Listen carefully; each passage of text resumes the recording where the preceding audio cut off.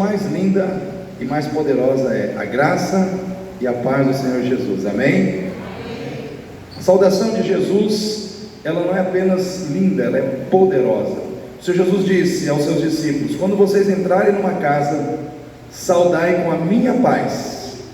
Se as pessoas os receberem, a minha paz entrará ali, e se as não receberem, a minha paz volta com vocês. De uma forma ou de outra, a paz do Senhor é sobre nós, e é também através de nós, na vida daqueles que nos recebem, amém, igreja? Queridos, nós estamos aqui para continuar a ministração que foi iniciada pela manhã. Fiz uma introdução de manhã de 1h11, né? Uma introdução, uma pequena introdução. Mas, irmãos, foi maravilhoso o que aconteceu aqui hoje de manhã. A profundidade de tudo que aconteceu, a profundidade nos louvores, a profundidade na ministração da palavra, a profundidade na comunhão, na unidade que nós tivemos. A igreja de Atos, ela perseverava na doutrina dos apóstolos, nas orações, no partir do pão, na comunhão e nas orações. Então nós como igreja temos que perseverar naquilo que nos caracteriza como igreja. Uma igreja de Cristo é caracterizada por doutrina, amém, irmãos? Tem doutrina na igreja? Tem doutrina na igreja, irmãos? Amém? Tem comunhão na igreja? Tem oração na igreja? Tem partir do pão na igreja? Isso são 4 características de uma igreja de Cristo, né? Então hoje pela manhã, eu não posso nem querer entrar no que eu falei hoje de manhã, porque senão eu não consigo pregar, eu tenho que terminar aqui.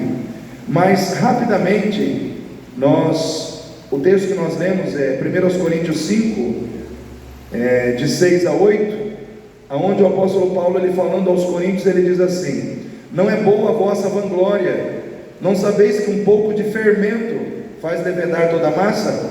Purificai-vos, pois, do fermento velho, para que sejais uma nova massa, e assim como estáis sem fermento, porque Cristo, nossa Páscoa, o nosso Cordeiro Pascual, ou Pascal, foi sacrificado por nós. Por isso façamos a festa, não com fermento velho, nem com o fermento da maldade e da malícia, mas com os ázimos da sinceridade e da verdade. Então nós falamos hoje pela manhã que sinceridade sem verdade produz morte. Sinceridade que não tem a base como verdade, ao invés de produzir vida, produz morte, né? Falamos de usar um homem que tentou com toda a sinceridade do seu coração segurar a arca de Deus para que ela não caísse, mas ele foi morto, ele foi fulminado. Por quê? Porque ele violou uma verdade, né? Então Páscoa tem muito a ver com isso. O apóstolo Paulo, ele diz: os ázimos da sinceridade e da verdade. Eu estou com toda a sinceridade celebrando a Cristo, mas adorando o coelho, os ovos da Páscoa. Irmãos, Deus não tem compromisso com mentira. Você pode ser sincero quando você for, mas se é mentira, Deus não aceita, né? Deus é o Deus da verdade. Se eu pegar o meu carro aqui com toda a sinceridade do meu coração, pegar aqui aquela avenida que vai lá para o Rádio Clube, querendo chegar no shopping Campo Grande, com toda a sinceridade, irmãos, eu vou chegar na Coca-Cola, mas eu não vou chegar no shopping Campo Grande, porque sinceridade sem verdade não te leva a lugar nenhum. Você tem que ter sinceridade em verdade, amém, igreja? Então nós falamos sobre a falsa Páscoa, aonde ela nasceu, como é que nasceu o coelho, como é que nasceu os ovos, em tudo mais. Falamos da igreja católica, que foi a porta de acesso para todas essas heresias: Páscoa de coelho, Natal de Papai Noel, Halloween de fantasia. E nós demos um toque muito forte na igreja, porque no século 17 tudo isso aconteceu porque eles viam que as crianças, elas tinham uma facilidade muito grande de aprender com o lúdico, com aquilo que tem cara de festa, de entretenimento. Então o alvo de Satanás sempre foi as crianças. O maior alvo do diabo sempre foram as crianças. Fala de um coelhinho e de chocolate para a criança, ela não quer saber de Jesus, se Jesus morreu, se Jesus ressuscitou. Então, irmãos, nós falamos um pouco sobre toda essa didática do diabo, usando a mentira para quebrar o poder da verdade. A verdade do Natal, a verdade da Páscoa, a verdade da Reforma Protestante, que é no dia 31 de outubro, enfim. Falamos, irmãos, da Páscoa judaica, como ela é celebrada hoje, e terminamos falando da nossa Páscoa, quando ali no Evangelho de Mateus, no capítulo 26, do versículo 26 em diante, Jesus, ele pede para os discípulos separarem um cenáculo, um local, um ambiente, aonde eles estariam celebrando o quê? A Páscoa. E os historiadores acreditam que esse cenáculo, que ficava no segundo andar de uma casa, era a casa que pertencia à mãe de João Marcos, Então era um lugar, um ambiente espaçoso, onde Jesus se reuniu ali com os discípulos, e ali Jesus, ele pega os elementos e ele muda. Ao invés de ele pegar ervas amargas e fazer o ritual que se fazia no Velho Testamento, ele pega o pão e diz: isto é o meu corpo, que é partido por vós. Fazer isso todas as vezes que comerdes em memória de mim. Aí ele pega o cálice e diz: isso é o meu sangue. Então nós encerramos hoje de manhã dizendo que a nossa Páscoa está ali, Todas as vezes que nós comemos do pão e bebemos do cálice, nós estamos celebrando a nossa Páscoa, porque Jesus, ele veio cumprir tudo aquilo que foi representado no Velho Testamento através da Páscoa. Então hoje eu vou falar o que? Agora eu vou continuar falando da Páscoa, mas trazendo a sua origem. Não tem como eu falar da origem da Páscoa sem ir lá no Velho Testamento, porque a Páscoa surgiu exatamente aonde? No capítulo 12 de Êxodo, quando o Senhor arranca do Egito o seu povo, e ali ele cria a Páscoa. A Páscoa foi uma festa idealizada pelo próprio Deus, entregue ao seu povo, o povo hebreu, o povo de Israel, que estava cativo no Egito 430 anos, e aí Deus decide tirar aquele povo de lá, tirar o povo da servidão, tirar o povo da escravidão e fazer daquele povo um povo livre. E para que tudo isso acontecesse, Deus teve que criar a Páscoa, Na realidade, Deus levanta um libertador, Quem foi o libertador do povo de Israel no Egito, irmãos? Moisés. Deus levanta Moisés e manda Moisés lá no Egito falar para o faraó e para o próprio Israel que o povo seria liberto. Eu fico imaginando, irmãos, que Moisés chega lá para o povo que estava lá cativo, 2 milhões de pessoas, fala: vim aqui libertar vocês. Aí o povo fala: cadê o exército, Moisés? Não, eu vim sozinho, eu sou ninguém. Você imagina, Moisés chega lá sozinho, vai falar com todo mundo, fala: eu vim libertar vocês. Mas tá bom, você veio libertar, mas com que exército? Eu vim acompanhado pelo eu sou. E aí ele vai falar com o faraó. Aí o faraó fala: como? Eu vou liberar minha mão de obra? O pessoal da minha construção civil, o pessoal que fabrica tijolo para mim? Não, Moisés, não vai dar. Aí o que acontece?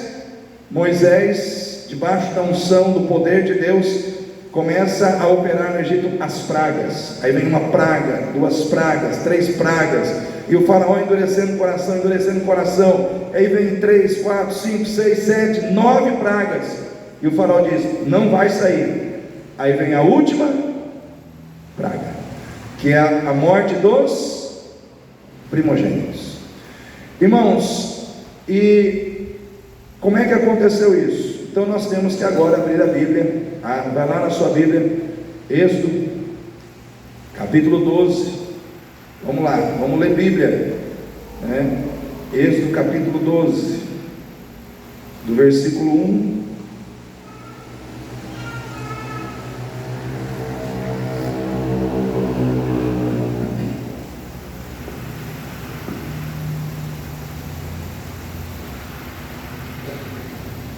Êxodo capítulo 12, versículo 1 ao 14.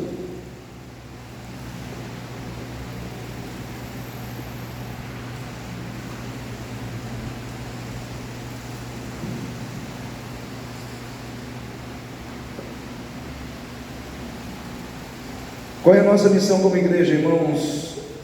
Entender e aplicar as verdades, as revelações, as bênçãos da Páscoa relatada, vivida aqui no Velho Testamento, para a nossa vida hoje em Cristo Jesus, né? Nossa missão hoje é entender, e é isso que eu quero trazer para os irmãos. Quero caminhar com os irmãos dentro da palavra de Deus, fazendo um paralelo entre a Páscoa que foi celebrada aqui em Êxodo com a morte e a ressurreição de Jesus. Então nós vamos entender nos detalhes como que Deus, Ele é tremendo, Ele é perfeito nos planos que Ele faz. Nós vamos ver a perfeição do nosso Deus nos detalhes daquilo que Ele planejou como um plano de salvação que foi representado lá no Egito de forma terrena, mas que se cumpriu em Cristo Jesus de forma espiritual. Aquela salvação que era para uma nação, aquela salvação que foi territorial e abrangia apenas o benefício de uma nação, se tornou, irmãos, uma salvação, uma libertação espiritual que veio trazer salvação para toda a humanidade, para toda a terra, para todas as pessoas, independente da raça, da etnia, da nação. Todos aqueles que se colocam debaixo do sangue de Jesus recebem a salvação que vem de Deus. Então a mensagem do Evangelho em Cristo é essa. Então aqui em Êxodo capítulo 12 diz assim: e falou o Senhor a Moisés e Arão na terra do Egito, dizendo: este mesmo mês vos será o princípio dos meses, este vos será o primeiro dos meses do ano. Falai a toda a congregação de Israel, dizendo: aos 10 deste mês, tome cada um para si um cordeiro, segundo as casas dos pais, um cordeiro para cada família. Mas se a família for pequena, para um cordeiro, então tome um só com o seu vizinho, perto de sua casa, conforme o número das almas, cada um conforme ao seu comer. Fareis a conta conforme ao cordeiro. O cordeiro ou cabrito será sem mácula, um macho de 1 ano, o qual tomareis das ovelhas ou das cabras, e o guardareis até o 14º dia deste mês, e todo ajuntamento da congregação de Israel o sacrificará à tarde. Tem algumas versões que diz no crepúsculo da tarde. Alguém tem essa versão aí? Ok, temos aqui essa versão. Então à tarde ou no crepúsculo da tarde. E tomarão do sangue e poloão em ambas as ombreiras e na verga da porta, nas casas em que o comerem, e naquela noite comerão a carne assada no fogo, com pães ázimos e com ervas amargosas a comerão. E comereis, não comereis dele cru, nem cozido em água, senão assado no fogo, a sua cabeça com os seus pés e com a sua fressura. E nada dele deixareis até amanhã, mas o que dele ficar até amanhã queimareis no fogo. Assim, pois, o comereis: os vossos lombos cingidos, os vossos sapatos nos pés, o vosso cajado na mão, e o comereis apressadamente. Esta é a Páscoa do Senhor. E eu passarei pela terra do Egito esta noite, e ferirei todo o primogênito na terra do Egito, desde os homens até aos animais, e em todos os deuses do Egito farei juízos. Eu sou o Senhor.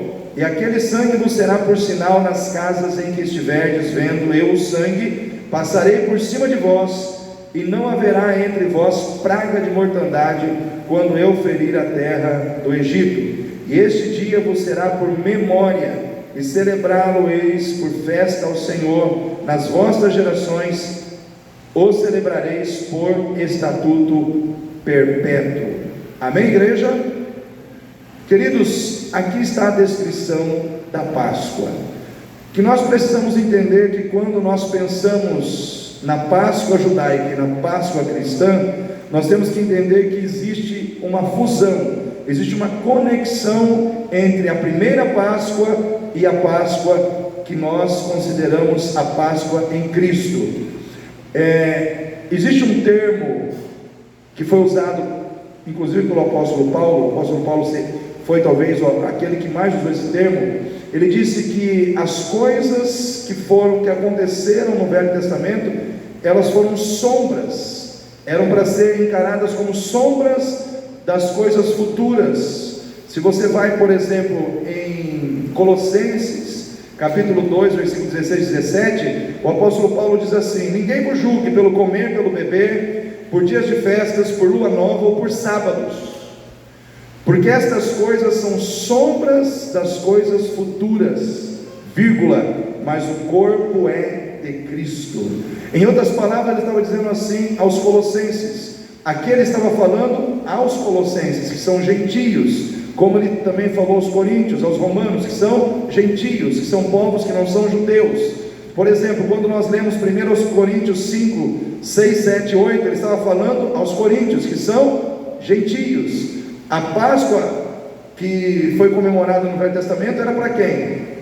Judeu. Mas ele estava falando para os gentios comemorar a Páscoa. Em outras palavras, o gentio podia falar, mas eu não sou judeu, né? Eu não tive nada a ver com aquilo, eu não sei dessa história. Então o apóstolo Paulo começa a usar, né, os elementos da Páscoa judaica como uma metáfora, para mostrar que tudo aquilo que aconteceu no Velho Testamento, na realidade se cumpriu em Cristo, né? Em Cristo. Então, tudo que aconteceu no Velho Testamento eram sombras do que aconteceu no Novo. Então, por exemplo, se eu coloco a minha mão aqui debaixo da luz, o que vai aparecer aqui? Vai aparecer uma imagem escura da minha mão, sim ou não? Mas ela é uma imagem perfeita. Ela não descreve com perfeição a minha mão, a cor, a textura da minha mão, a cicatriz que eu tenho na minha mão. Ela apenas me dá uma ideia do que é a minha mão.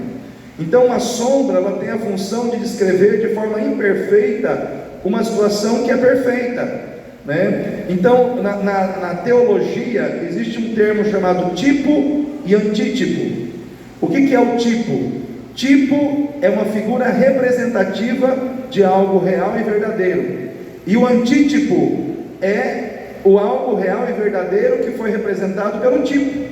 Então quando nós falamos, por exemplo, de Moisés como um libertador levantado por Deus para libertar o seu povo, ele é o libertador representativo. Jesus Cristo é o libertador real e verdadeiro. Quando nós falamos do Cordeiro que morreu lá no Êxodo, e o seu sangue foi derramado para que a morte não alcançasse o povo de Deus, para que o juízo de Deus não alcançasse o povo de Deus com morte, aquele Cordeiro é o Cordeiro representativo, ele é um tipo. Mas Jesus Cristo é o Cordeiro real e verdadeiro que nos protege da morte para sempre.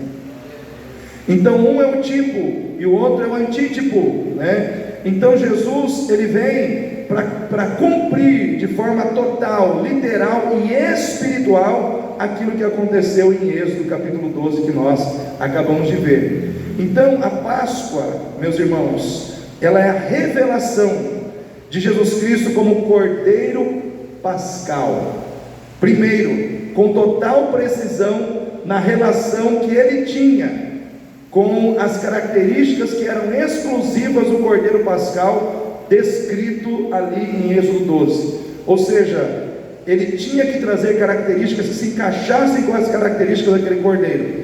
Primeiro, Jesus tinha que ser reconhecido como um Cordeiro. E quando você abre a sua Bíblia lá em João, capítulo 1, versículo 29, quando João Batista está batizando e Jesus vem vindo em direção ao rio para ser batizado, ele olha para Jesus e diz: eis o Cordeiro de Deus, que vem para tirar o pecado do mundo.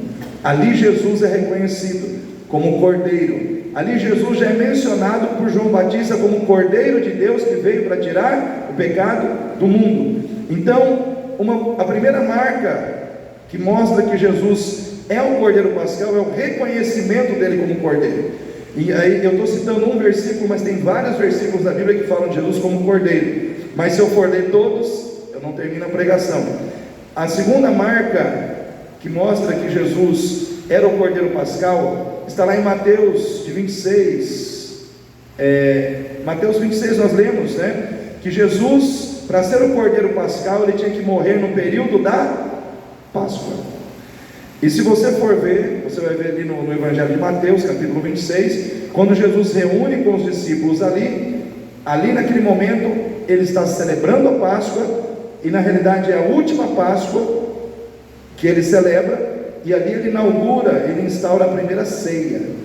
Só que daí ele sai dali, vai para o Monte das Oliveiras. Do Monte das Oliveiras o irmão já sabe o que acontece, Getsemane, né? E de lá ele é preso, elevado e ele é crucificado, exatamente no período da Páscoa. Um outro detalhe interessante, irmãos, que nós lemos aqui em Êxodo, fala que o cordeiro ele tinha que ser sacrificado em que momento? No crepúsculo da tarde. Crepúsculo da tarde, se você for estudar, é exatamente 3 horas da tarde. E a Bíblia diz que Jesus, ele expirou, ele morreu na cruz na hora 9. Isso está lá em Marcos, capítulo 15, 33, que Jesus, na hora 9, ele morre. Ou seja, assim como o Cordeiro Pascal, lá em Êxodo, morreu 3 horas, Jesus, o Cordeiro de Deus, morreu às 3 horas. Em outras palavras, Deus é detalhista, irmãos. Deus ele procura mostrar de todas as formas que Ele é fiel à sua palavra, que Ele é fiel ao cumprimento das suas promessas. Jesus é o Cordeiro Pascal, e Jesus, ele foi reconhecido por todos que estudaram as Escrituras como Cordeiro Pascal, e Deus sabia que haveriam pessoas questionando, avaliando se realmente Jesus seria caracterizado como Cordeiro Pascal.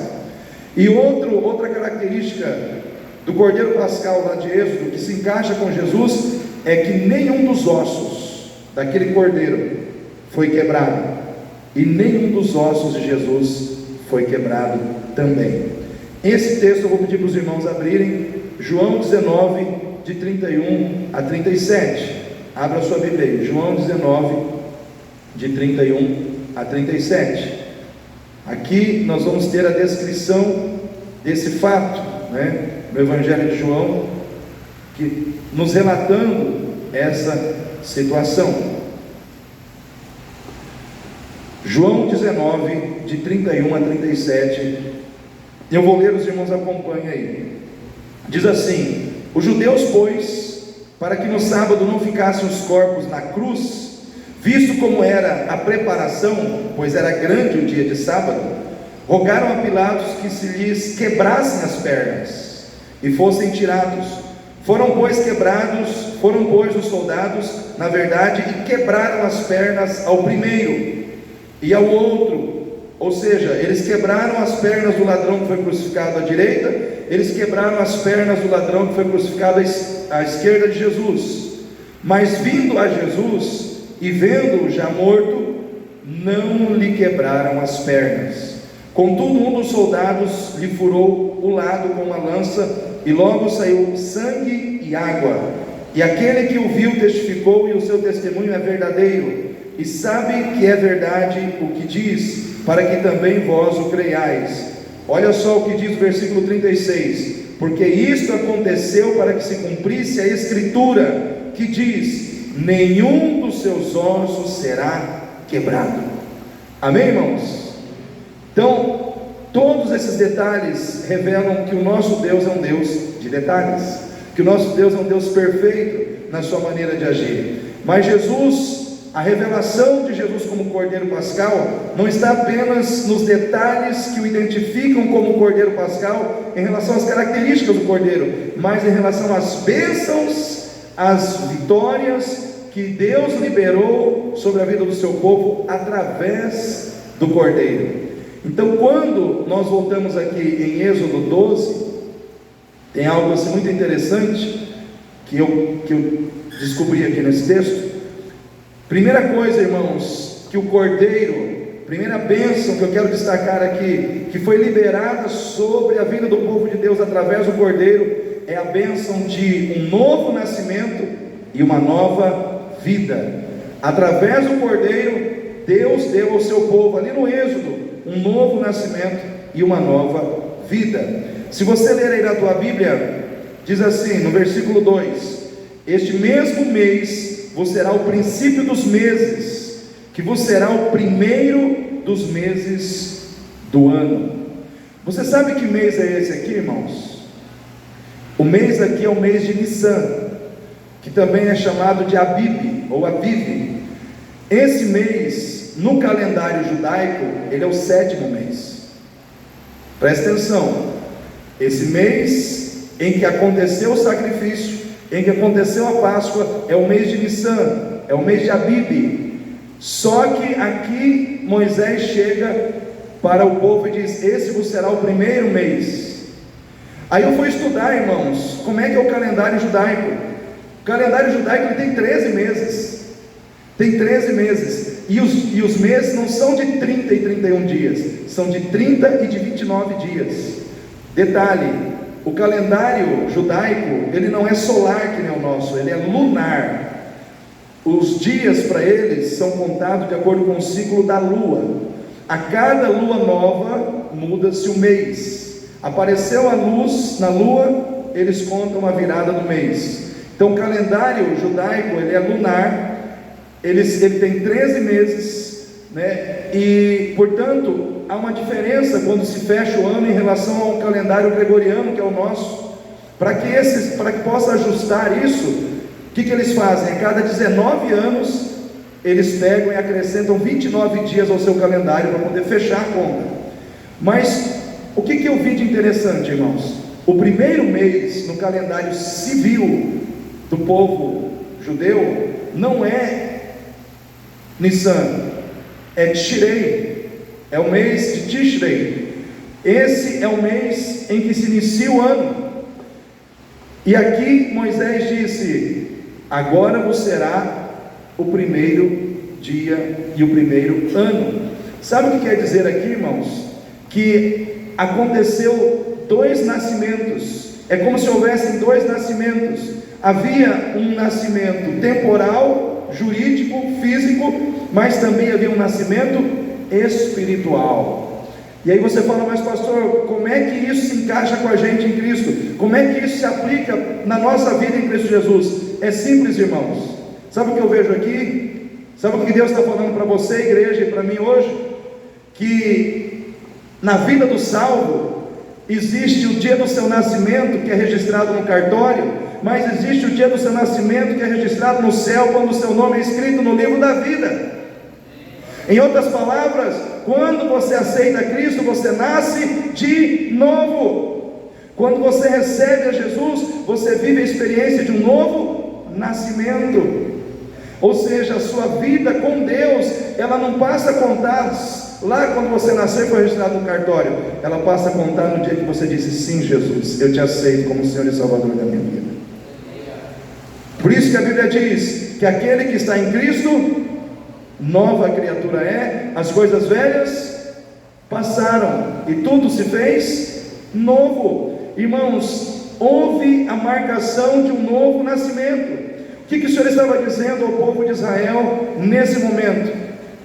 Não havia sentido de Moisés chegar para ele e dizer: agora você será o primeiro mês. Só havia sentido se não fosse. Os irmãos entendem? Conseguem entender isso? Né? Agora você será. Porque a Páscoa, ela gerou um novo tempo, ela gerou um novo momento na vida daquele povo. 430 anos aquele povo viveu como escravo. Agora eles iam viver como um povo livre. 430 anos eles viveram sem possessão. Agora eles teriam uma possessão. 430 anos eles não tinham uma identidade assim como um povo livre de Deus. Agora eles teriam essa identidade. Ou seja, a Páscoa representa um novo nascimento no campo espiritual. Representa um novo tempo, uma nova era, um novo momento. A passagem de uma vida para outra vida. Então, queridos, um novo nascimento Deus estava dando àquela nação quando os tirou dali através da Páscoa. E é isso que Jesus veio fazer na nossa vida. Ele veio nos dar uma nova vida. Ele veio nos dar uma nova vida. Por isso que lá em Romanos 6 diz assim: sepultados com Ele no batismo, para vivermos em novidade de vida. Em outras palavras, quando você é imergido nas águas, você sai das águas, você renasce. Ali está simbolizando a sua morte e a sua ressurreição em Cristo Jesus. Ele nos deu uma nova vida. E essa nova vida, irmãos, ela também é evidenciada aqui dentro do ritual da Páscoa, quando nós olhamos para os pães ázimos. O que é um pão ázimo? É um pão sem fermento. É um pão sem fermento. E quando nós lemos lá em 1 Coríntios 5, capítulo 5, versículos 6, 7 e 8, o apóstolo Paulo ele diz aos coríntios: sejam uma nova massa, sejam como um pão ázimo. O que o apóstolo Paulo está dizendo ali? Ele está comparando a vida do cristão a um pão ázimo. Como é que era a questão, como é que se fazia fermento naquela época, irmãos? Quando o apóstolo Paulo diz: deixe a massa velha e se torne uma massa nova. Como é que se fazia fermento no Egito, irmãos? E por incrível que pareça, eu descobri que os egípcios foram quem foi o povo que criou o fermento. Os egípcios eles pegavam a farinha de trigo, misturavam com a água e deixavam aquilo exposto, passando ali 1 dia, 2 dias, e aquela farinha de trigo com a água, ela ia fermentando, os micro-organismos iam entrando ali, e aquela massa ia ficando fermentada, ela ia crescendo. Aí quando ia se fazer o pão, pegava uma massa nova, ia lá e pegava aquela massa velha, porque já era uma massa de dias, que estava ali sendo fermentada pelos micro-organismos, misturava e se fazia o pão. Então quando se fala de deixar o fermento velho, fermento na Bíblia é comparado à contaminação. Então o que o Senhor estava dizendo ao seu povo? A partir de agora, vocês não vão estar mais vivendo com essa vida contaminada do Egito, contaminada pelo pecado. Vocês vão viver uma nova vida, uma vida sem a contaminação do pecado. E quando você olha para no Novo Testamento, por exemplo, no próprio texto que nós lemos ali em 1 Coríntios 5, no versículo 6, 7 e 8, você vai encontrar ali a palavra fermento da imoralidade, ou fermento da malícia. Ou seja, o fermento ele representa o pecado, o fermento ele representa a mentira, a malícia, a imoralidade. Se você vai, por exemplo, lá no Evangelho de Mateus, no capítulo 16, deixa eu ver aqui se é 16, 16:6, Jesus diz assim: acautelai-vos do fermento dos fariseus e dos saduceus. O que Jesus estava falando para os seus discípulos? Ele estava falando assim: acautelai-vos, fugir, cuidai-vos, preservai-vos do fermento dos fariseus e dos saduceus. O que era o fermento dos fariseus e dos saduceus? Era a hipocrisia e o orgulho religioso. Isso fazia dos fariseus e dos saduceus um povo inchado. Por isso ele diz: não é boa a vossa vanglória, não é bom o vosso orgulho.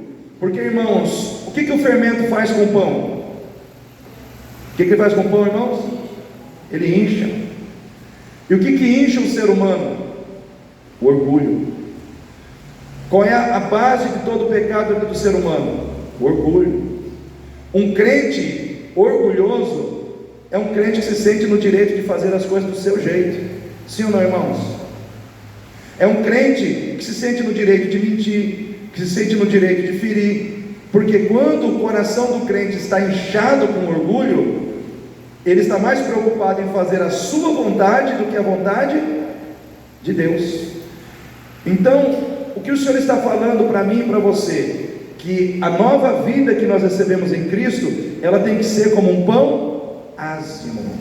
Tem que ser uma massa vazia de tudo aquilo que nos incha, de tudo aquilo que nos enche de orgulho, de tudo aquilo que nos enche de imoralidade, de tudo aquilo que nos enche, irmãos, de situações que nos levem para o pecado. Então nós precisamos entender que a Páscoa, ela não só celebra a nossa salvação, mas ela também celebra a transformação da nossa vida, a nossa mudança de vida interior. Porque se você for olhar aqui para o texto, diz que o israelita, o judeu, ele tinha que comer o pão ázimo com o cordeiro, sim ou não? Em outras palavras, irmãos, a santidade, Porque o que representa o pão ázimo? É uma vida separada do pecado, uma vida separada de tudo aquilo que é pecaminoso. Então o pão ázimo, ele nos remete à santidade que Deus espera que nós vivamos. Mas essa santidade, ela não pode ser vivida sem que exista entre nós uma união com o Cordeiro. Ou seja, não basta você estar debaixo da salvação que o Cordeiro te proporciona, é necessário que o Cordeiro esteja dentro de você. Amém? Porque eles tinham que comer o Cordeiro, eles tinham que trazer o Cordeiro para dentro de suas vidas, eles tinham que trazer aquele Cordeiro como um alimento para dentro das suas vidas. E isso nos ensina, irmãos, que vida de santidade só existe para quem está em Cristo e Cristo está nele. Não adianta qualquer pessoa ir fora e falar: não, eu vou ser santo. Sem Jesus, você não vai conseguir, irmãos. Porque a santidade de Deus, ela só pode entrar na nossa vida mediante a presença do Cordeiro em nós. O Cordeiro precisa estar em nós. Então, queridos, nós não fomos apenas chamados para vivermos a obra de salvação que o Cordeiro trouxe sobre nós. Nós somos chamados para viver uma unidade de vida com o Cordeiro, porque tudo que você come se torna um com você. Amém, irmãos? O que você come, o alimento que você ingere, ele entra no seu organismo e você se torna um com aquele alimento. Então a mensagem da Páscoa para nós, no momento em que nós olhamos para o Cordeiro, que precisa ser o alimento da nossa vida, é a mensagem de que o Cordeiro precisa se fundir com a nossa vida. Nós precisamos ser um com Cristo. E à medida que nós nos tornamos um com Cristo, irmãos, nós começamos a viver para a glória de Deus. Eu quero dizer para você nessa noite, querido, a Páscoa representa Cristo, o Salvador. A Páscoa representa Cristo, o Cordeiro de Deus que veio para tirar o pecado da nossa vida, para nos unir a Deus. Mas nós temos que entender que a obra do Cordeiro não foi apenas nos salvar de forma externa, mas foi nos ligar com Deus. O Cordeiro de Deus, ele não veio apenas nos tirar das garras do diabo, mas ele veio também nos colocar nas mãos de Deus, igreja. Jesus não veio apenas tirar você das mãos do diabo, mas veio colocar também a sua vida nas mãos de Deus. Amém? Glória a Deus. Você está nas mãos de Deus em Cristo Jesus. É uma nova vida. Todos podem ter uma nova vida em Cristo. Não importa a situação em que a pessoa se encontre. Ela pode estar na pior situação, mas se ela colocar a sua vida nas mãos de Jesus, Jesus transforma essa vida e faz dela uma vida nova. Eu vi uma história interessante contada por um pastor. Ele disse que ele estava com um amigo católico. Crente pode ter amigo católico? Tranquilo. E aí aquele amigo dele chegou para ele e falou assim: eu posso abrir meu coração para você e falar para você porque que eu não me converto, não me torno evangélico? Aí ele falou: pode, fala para mim, estou curioso para saber. Aí disse que aquele católico chegou para ele e falou: sabe o que eu não entendo na igreja de vocês? É que a pessoa, ela mata, ela rouba, ela se prostitui, aí daqui a pouco diz que aceitou Jesus, aí está lá pregando, está lá falando de Deus, mas a pessoa se prostituiu, a pessoa se drogou, a pessoa roubou, fez um monte de coisa errada, e aí depois diz que entrega a vida para Jesus e está lá na frente pregando e falando de Deus. Aí ele olhou para aquele amigo dele e falou assim: sabe qual é o problema de vocês? É que lá onde você está, vocês pegam uma argila e faz um santo, vocês pegam um barro e faz um santo, vocês pegam lá um gesso e faz um santo. Aqui é diferente. Aqui Deus pega um ladrão e faz um santo. Aqui Deus pega uma prostituta e faz um santo. Aqui Deus pega um drogado e faz um santo. Porque a matéria-prima de Deus não é gesso, não é barro. São vidas destruídas pelo pecado que são restauradas pela graça de Deus. O Senhor, Ele trabalha com vidas. Então não importa a condição em que a vida esteja, se ela está destruída pelo pecado, mas em Cristo ela confia, e nas mãos de Cristo ela entrega a sua vida, ela é restaurada do pecado. Por isso que muitas vezes você encontra ladrão, bandido, ex-ladrão, ex-bandido, ex-drogado falando de Jesus. Por quê? Porque a nossa Páscoa, Cristo, a nossa Páscoa, o Cordeiro Pascal, Ele restaurou aquela vida para sempre. Você pode dar uma salva de palmas para o Senhor Jesus? Ele é digno de todo louvor, aleluia. É Ele que restaura as vidas, é Ele que põe em pé o caído, é Ele que restaura o abatido, é Ele que dá vida ao que está sem vida. A Ele a honra, a Ele a glória, a Ele o louvor.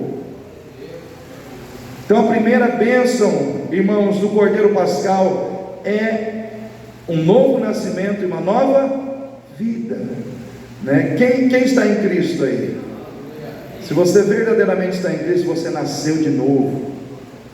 Não nasceu da carne nem do sangue, mas nasceu do Espírito em Cristo Jesus, para viver uma nova vida em Cristo Jesus, uma vida separada do pecado. Ele te fez santo, Ele te separou para o reino de Deus, Ele te separou para viver uma nova vida com Ele, para a glória do Pai. Amém, igreja? Como Cordeiro Pascal, o Senhor nos garante salvação e libertação pelo poder do seu sangue. Irmãos, o sangue de Jesus é, vamos dizer assim, a base da salvação do crente, né? Aquele cordeiro, diz o texto, que ele teria que ser morto e o seu sangue teria que ser aspergido nos umbrais da porta. Sabe o que acontecia, irmãos? Pegava-se aquele cordeiro, degolava-se aquele animal, o sangue era colocado numa bacia. Quem já matou frango aí? Já matou, né, Cecília? Então, confirme com um sorriso, né? Pega o frango, né? Sacode o bicho, depois passa o facão. Então, eu já morei em fazenda, já vi isso acontecer muitas vezes. Já vi meu pai matando vaca, eu ficava com dó, porque ele amarrava a vaca na árvore e tal, no sangrador do animal, né? Ele falava, tinha que ser no sangrador, e o animal ficava correndo em torno daquela árvore, berrando, aquele sangue jorrando, e a gente ficava com dó. Ele falava, sai daqui, porque senão o animal demora a morrer. Falava assim, você fica com dó aqui, o animal demora mais a morrer, né? Mas não é bonito de se ver, não é bonito de se ver qualquer vida esvaindo em sangue, não é bonito, irmãos. E às vezes a gente fica com um sentimento por um animal, por uma vaca, e a gente não tem essa sensibilidade com aquele que morreu numa cruz, que verteu o seu sangue por nós, né? O sangue, irmãos, ele é essencial, ele é fundamental. Por quê, irmãos? Porque o sangue, ele é a vida da carne. Por exemplo, lá em Levítico, capítulo 17, 11, Levítico capítulo 17, 11, diz assim, porque a vida da carne está no sangue, pelo que vos tenho dado sobre o altar, para fazer expiação pelas vossas almas, porquanto é o sangue que fará expiação pela alma. Amém, igreja? E ainda em Hebreus 9, 22 diz, sem derramamento de sangue, não há remissão de pecados, porque o sangue é a vida da carne. O que quer dizer a vida da carne, pastor? Carne quer dizer criatura. O sangue é a vida da criatura. O sangue é a vida do boi. O sangue é a vida do cordeiro. O sangue é a vida do homem. Então, quando o sangue é retirado, a vida é retirada. Então, quando o sangue era aspergido, ele era aspergido com o propósito de expiar pecados, perdoar pecados. Então, quando se passava aquele sangue nos umbrais da porta, ali estava se dizendo, aqui está havendo expiação de pecados, aqui está a vida de alguém que morreu para expiar os pecados de quem mora nesta casa. Aí o que acontecia? Quando o anjo da morte, porque o anjo da morte, ele vinha para estabelecer o que? Juízo de morte. Ele vinha para trazer juízo de morte sobre o pecado, porque aonde há pecado, é necessário que haja juízo de morte.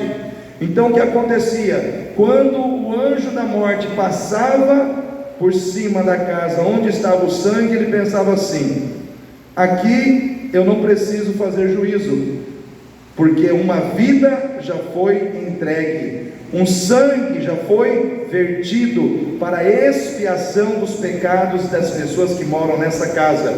Então o que ele fazia? Ele passava por cima. Daí vem o significado da palavra Páscoa, que significa passar por cima.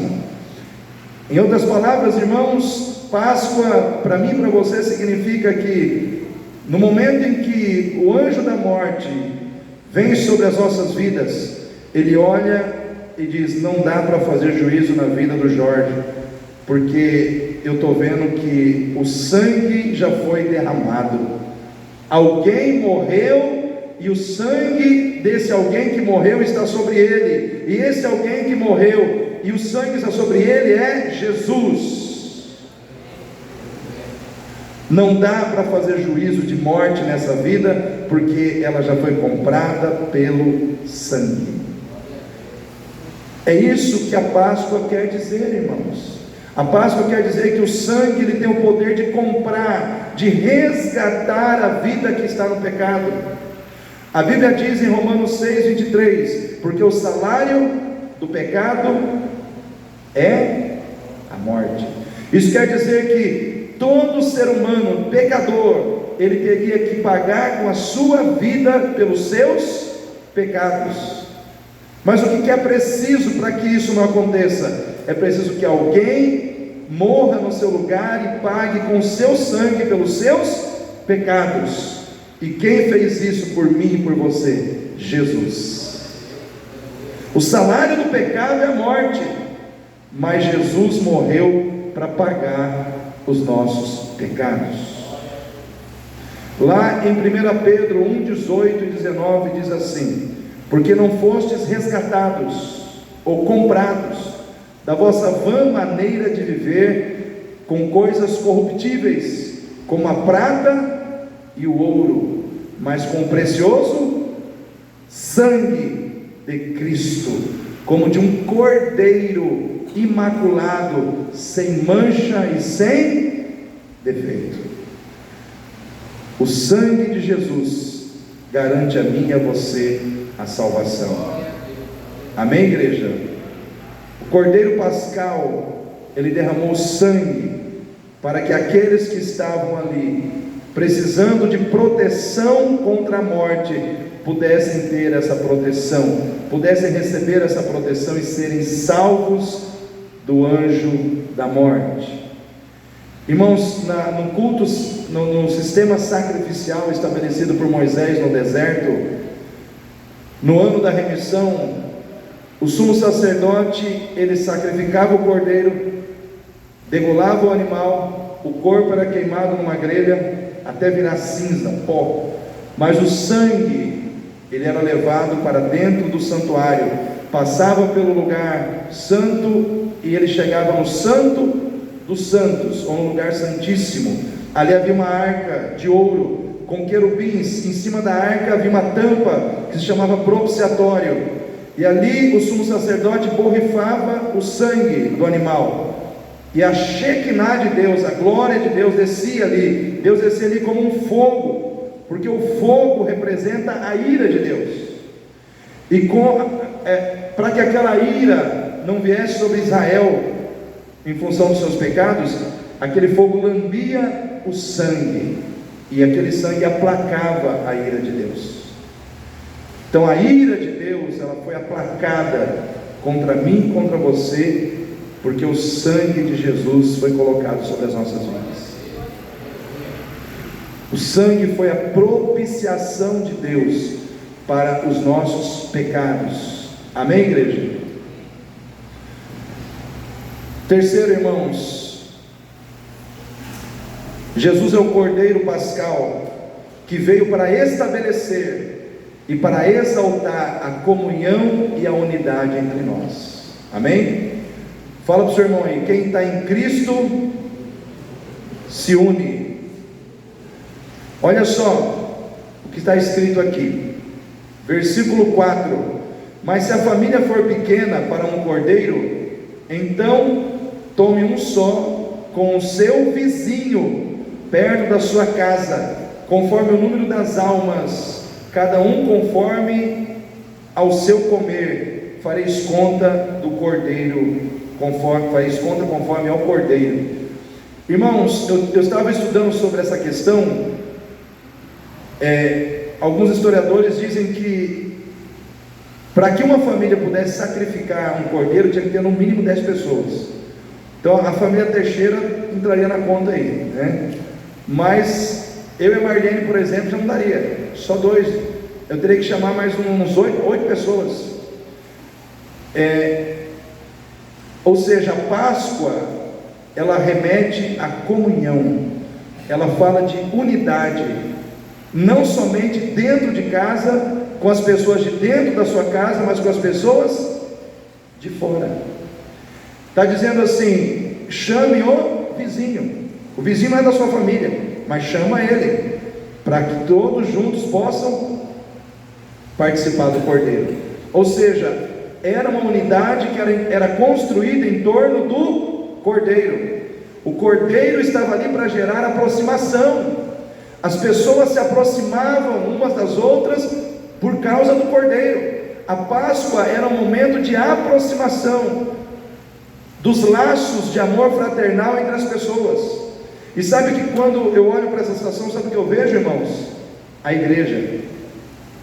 Eu vejo nós aqui reunidos. Páscoa fala de igreja. Páscoa fala de reunião de pessoas que fazem parte de famílias diferentes, mas que, porque estão unidas pela fé no sangue do Cordeiro, caminham juntas. Estão unidas pela fé no sangue do Cordeiro, caminham juntas, se ajudam. Por isso que Jesus, ele fala no Evangelho de João sobre unidade. Ele diz: Pai, que eles sejam um, como tu és em mim e eu em ti, para que o mundo creia que tu me enviaste. Em outras palavras, Jesus estava dizendo: é necessário que haja unidade. Aquele cordeiro veio para trazer unidade. E se aquele vizinho era um vizinho que estava brigado? Estão dizendo: ó, chama o vizinho. Aí, imagina, irmãos, chega lá o profeta Moisés, cheio da unção de Deus, fala: olha, aqui você só tem 5, o vizinho aqui tem 5, fechou, é 10 pessoas. Aí ele fala: mas Moisés, é o seguinte, eu e o vizinho estamos brigados aí, né? Caímos no tapa, saímos aí então você vai ter que reconciliar. Você vai ter que reconciliar com ele vai ter que reconciliar com você. Por quê? Porque vocês precisam estar juntos. Os irmãos estão entendendo como que a questão da Páscoa, ela mexe até mesmo com a questão relacional da nossa vida? Aquele que está em Cristo tem uma vida de qualidade, amém, irmãos? Qualidade moral, porque se mentia, você para de mentir, amém? O cara roubava, para de roubar. Andava errado, agora anda certo. Então você passa a ter uma vida de qualidade moral. Você passa a ter uma vida de qualidade relacional. Por quê? Porque você passa a tratar bem as pessoas em amor. A relação do povo de Deus deve ser uma relação de qualidade. A minha relação com o irmão Gerson e a relação do irmão Gerson para comigo deve ser uma relação de qualidade em amor, porque nós estamos em Cristo. Porque Cristo é a base da nossa relação. Então a Páscoa, ela fala de unidade de pessoas que não fazem parte da mesma família, mas que por causa do Cordeiro caminham juntas. Irmãos, vamos pensar na ceia. Quantos tinham com Jesus na mesa? Eles eram da mesma família? Tudo de famílias diferentes. Mas por que eles estavam ali? Porque Cristo estava ali. Amém? Por que eles estavam ali? Porque Cristo os uniu. porque Cristo deu a eles um sentido para caminharem juntos.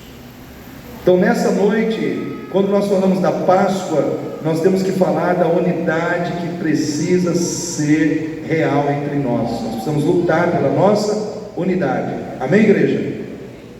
Vamos lá, vou apressar o passo. Quarto, irmãos, Jesus é o Cordeiro Pascual que tinha que ser macho. É estranho isso, né? Mas está aqui, eu tenho que falar sobre isso, né? Não podia ser uma cordeira? Não podia ser um animal fêmea? Aqui está dizendo,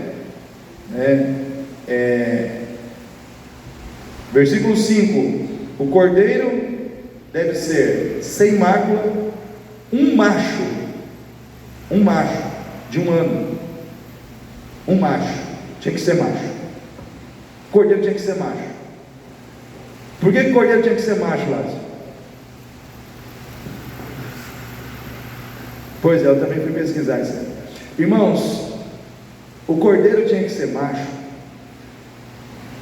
porque Jesus ele tinha que vir como o segundo Adão, em antítese ao primeiro Adão.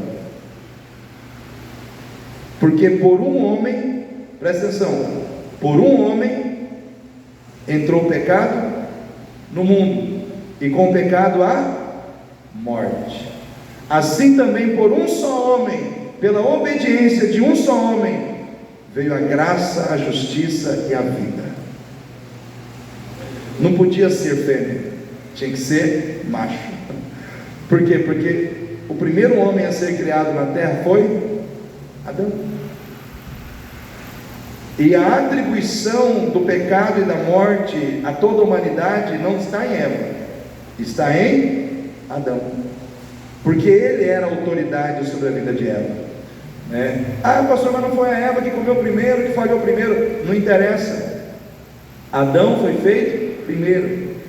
Deus falou com Adão primeiro. Se você vai lá no Gênesis, você vai ver, dá a entender que quando Deus falou com Adão sobre não comer do fruto, Eva nem tinha nascido ainda. A impressão que dá é que Deus falou com Adão, depois ele fez Adão dormir, pegou a costela do Adão, criou a Eva, aí ela recebeu de Adão as instruções. Ou seja, a responsabilidade estava em Adão. Então, por exemplo, se você abre lá a sua Bíblia em Romanos 5,19, abra a sua Bíblia, Romanos 5,19.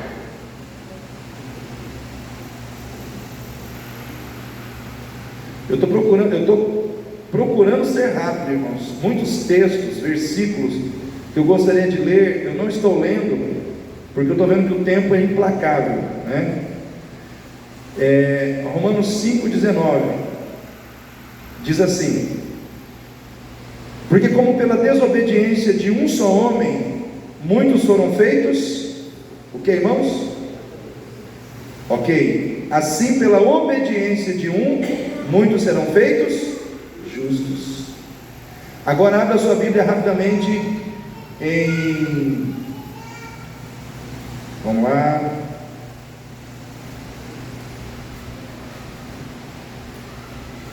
Primeiro aos Coríntios 15, 45 e 46. Primeiro aos Coríntios 15.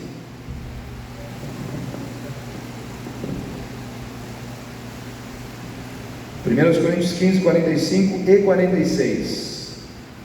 Diz assim: assim também está escrito, o primeiro o que, irmãos? O primeiro homem. Quem está escrito aí? O primeiro Adão. Quem tem essa versão da Bíblia aí? Primeiro Adão. Lourenço. Ok, a minha versão está assim. Ok, então está assim, na minha versão e na do Lourenço. Assim também o primeiro homem, Adão, foi feito alma vivente, e o último Adão, espírito vivificante. Mas não é o primeiro o espiritual, senão o natural, depois o espiritual. Aqui está dizendo o seguinte, que o primeiro Adão era terreno, carnal, da terra, mas o segundo Adão, ele era do céu e espiritual. O segundo Adão é Jesus. O Cordeiro Pascal, ele veio do céu. Ele não foi gerado pela relação sexual de um homem com a mulher. Ele veio pelo Espírito Santo, foi colocado no ventre de Maria, nasceu sem a experiência sexual humana. Ele foi gerado do céu para ser o homem espiritual que iria trazer a espiritualidade de Deus sobre as nossas vidas. Amém, queridos? Irmãos, estou apressando aqui para caminhar aqui para o fim. Cordeiro Pascal, ele tinha a festa da Páscoa, ela foi celebrada ainda no Egito, né? O que isso representa para nós, irmãos? O que isso quer dizer para nós? Porque o que aconteceu ali? O Senhor vem através da Páscoa e usa Moisés para dizer para o povo: eu vou tirar vocês daqui, vou levar vocês para uma terra que mana leite e mel. Aí talvez o povo falou assim: aleluia, vamos chegar lá nessa terra que mana leite e mel, vamos fazer uma festa lá, com todo o mel que tem lá, com tudo que tem lá. Aí ele falou: não, a festa vai ser feita aqui, no território do inimigo. Ou seja, a Páscoa ela foi celebrada no momento que o povo ainda estava cativo, no momento que o povo ainda estava no Egito, no momento que o povo ainda não havia recebido o cumprimento da promessa. O povo celebrou antes de ver a promessa cumprida. Sabe o que isso quer dizer para mim e para você, irmãos? Que assim como eles, nós ainda estamos no mundo, ainda estamos num ambiente de pecado, ainda estamos num ambiente de dor, de sofrimento, mas nós podemos celebrar porque a vitória já foi liberada. Tem dor, tem sofrimento, tem luta, mas as bênçãos do Cordeiro já estão sobre a tua vida. Eles estavam no Egito, mas a proteção de Deus estava sobre eles. Amém, irmãos? Eles estavam no Egito, mas o cuidado de Deus, a proteção de Deus, a salvação de Deus, o livramento de Deus estava sobre eles. O que eu quero dizer para você nessa noite, querido? Em Cristo Jesus, nós estamos aguardando o cumprimento total da promessa, mas nós não estamos nesse mundo sem o cuidado de Deus, sem a proteção de Deus, sem a salvação de Deus. Venha o que vier sobre o mundo para atingir aqueles que estão vivendo longe do Senhor, nós seremos poupados. Amém, igreja? Deus vai te poupar, Deus vai te proteger, assim como Ele protegeu o povo que ainda estava no Egito, Ele vai proteger você e eu que ainda estamos no mundo. A Páscoa é uma celebração antecipada, como se fosse uma declaração antecipada de vitória e da nossa fé na fidelidade de Deus em cumprir a sua promessa. É como se nós disséssemos assim: estou festejando, estou celebrando. Por quê? Porque aquele que fez a promessa vai cumprir. Quem acredita que Deus vai cumprir a promessa?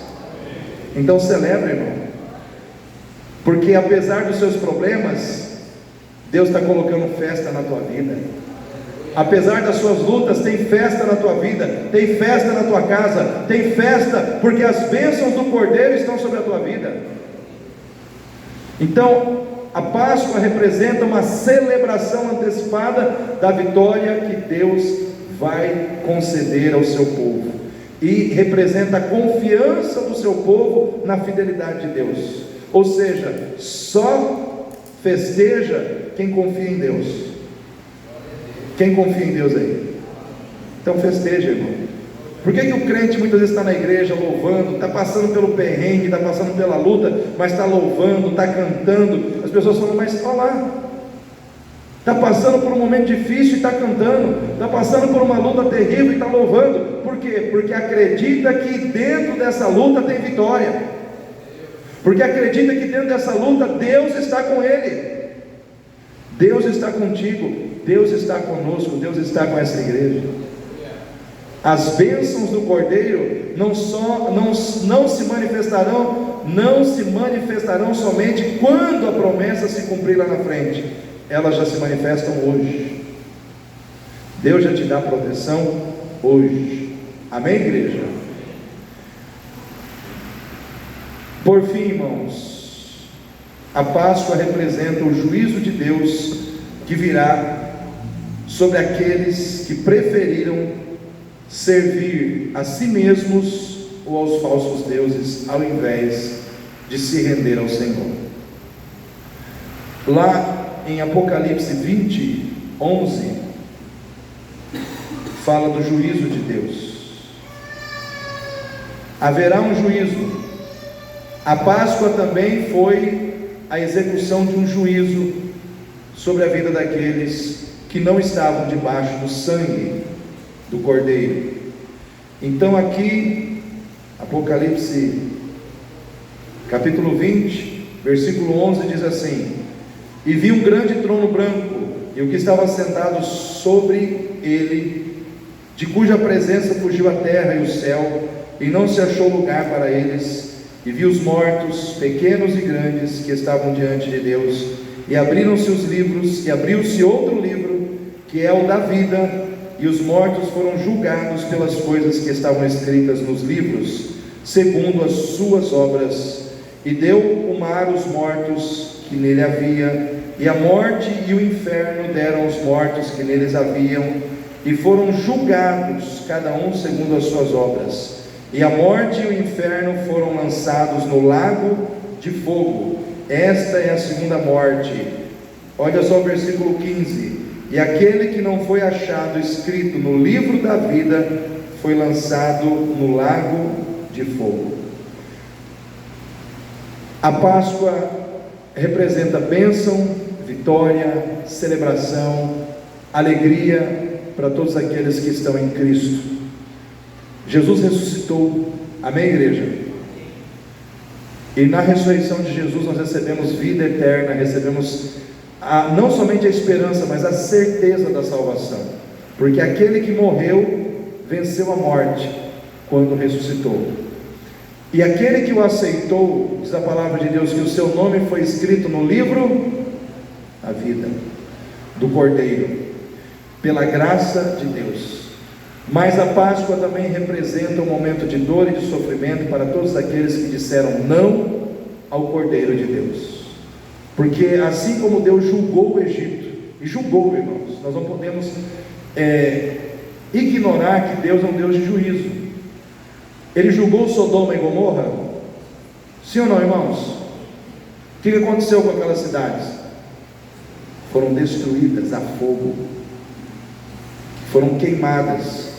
Quando Deus mandou o dilúvio, Ele julgou a terra, irmãos. O que aconteceu com quem não estava na arca? Morreram. O que aconteceu no Egito com aqueles que não estavam debaixo do sangue do Cordeiro? Morreram. Os primogênitos morreram. Então, com Deus, irmãos, não existe jeitinho. Ou a gente se coloca debaixo do plano que Ele estabeleceu, ou não tem plano para nós. Não tem plano B. Não tem essa questão, mas se o plano A falhar, a gente fica com o plano. Não tem plano B. O único plano de salvação para você é Jesus Cristo. E se não for por Jesus, paira sobre você o juízo de Deus, que será executado no tempo determinado. Mas para nós, a Bíblia diz que aquele que está em Cristo não entra em condenação, já passou da morte para a vida. Então eu quero dizer para você, querido, se você está em Cristo, não tem condenação sobre a tua vida. O que prevalece na tua vida é a salvação e a vida de Deus em Cristo Jesus. Quem recebe essa palavra aí? Vamos ficar em pé nesse momento, para que nós possamos orar. Não sei se temos cantina. Pastel, olha aí. Muito bem, irmãos. Vamos encerrar a nossa Páscoa com pastel. Feche seus olhos. Vamos orar neste momento.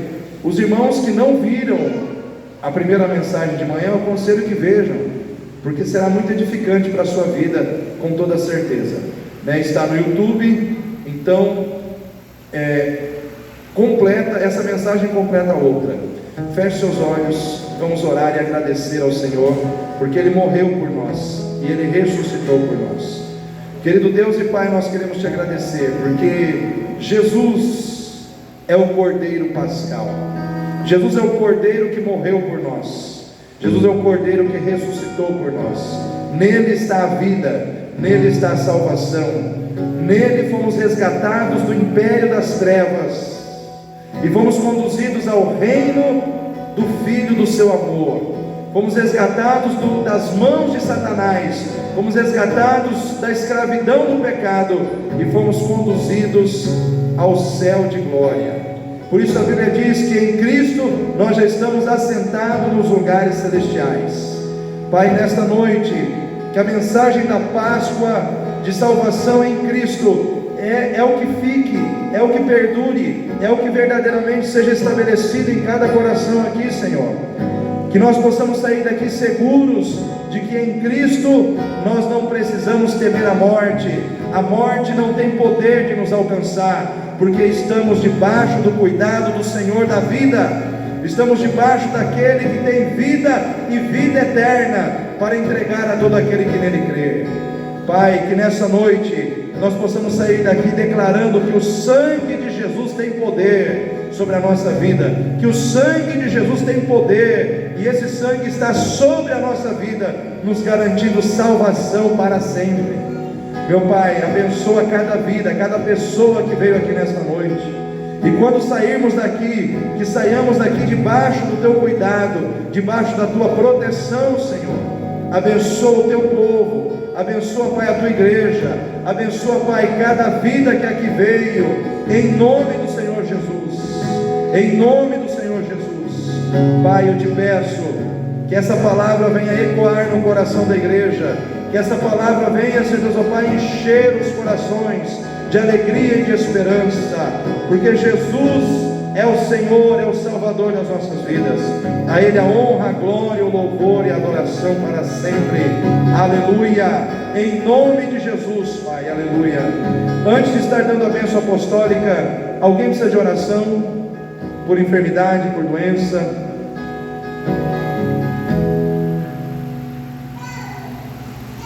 Thaís vai buscar a filha não está bem. Nós vamos estar orando pela saúde da Luísa, né, nesse momento. Se alguém precisa de oração, eu quero orar antes de ministrar a bênção apostólica. Senhor Pai, por tudo que vimos e recebemos da parte do Senhor, e agora que o amor do Senhor, o Deus Pai, a graça redentora do nosso Senhor e Salvador Jesus Cristo, as consolações e os dons do Espírito Santo estejam sobre esta igreja e sobre toda a tua igreja espalhada sobre a face da terra, hoje e para todos sempre. Amém. O povo de Deus diz amém. Deus abençoe Cícero e Marcos.